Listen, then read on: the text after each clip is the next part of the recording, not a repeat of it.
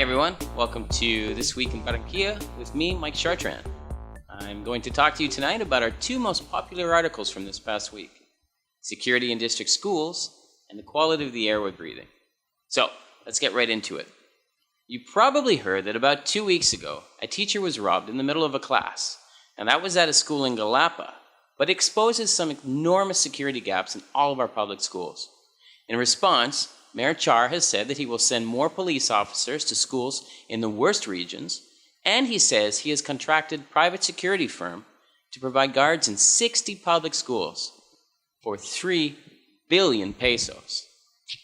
Meanwhile, District Education Secretary Karen Abudinen said, "There's no point in getting 1,000 police officers and security cameras if we don't do our part to get ahead."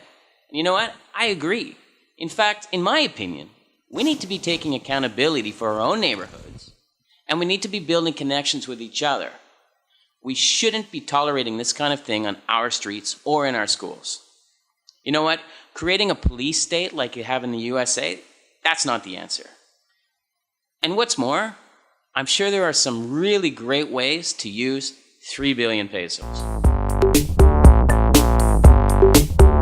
I don't know about you guys, but since all this construction started, now I'm very interested in learning about the air quality in La Arenosa.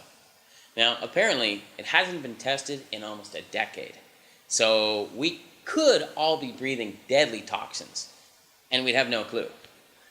Not good.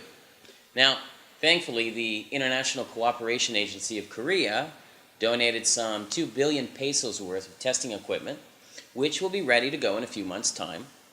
Now, all up to stations, now there will be 3 of them, cost us around 400 billion pesos. That's right, 400 billion pesos to test the air.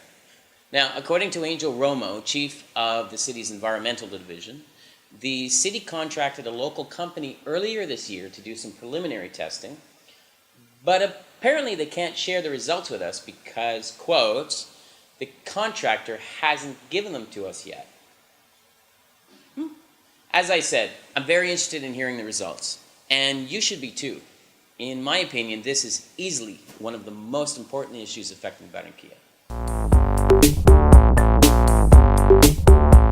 Hey everyone, we had some big changes this week with the dollar.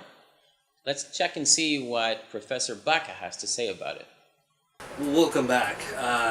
I'm afraid to tell you that the dollar has had some weird behavior, especially because for a moment it broke the 30,000 barrier, but it went back to 2,900. Still pretty high, but there are some things that we need to consider to explain the situation. First, of course, Janet Yellen, the Federal Reserve President of the Federal Reserve of the United States, announced that we have to be cautious about the performance of the American economy. This pretty much causes a lot of nerves in the world market, and of course the investors decide to take the dollars out of countries like Colombia and put it back in the United States. Huh, you're still here. Well, that's cool. As a matter of fact, I wanted to let you guys know something. For being such an awesome community, we're going to give you something. That's right, I've got some gift cards right here from Crepes and Waffles. Now, you know Crepes and Waffles, right? It's a great place to go with friends for tasty food and amazing ice cream.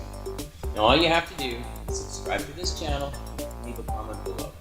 I'll choose 3 at random and I'll announce the winner next week. And remember, I have 3 of these. You don't have to go alone. Share this post with friends. Cheers.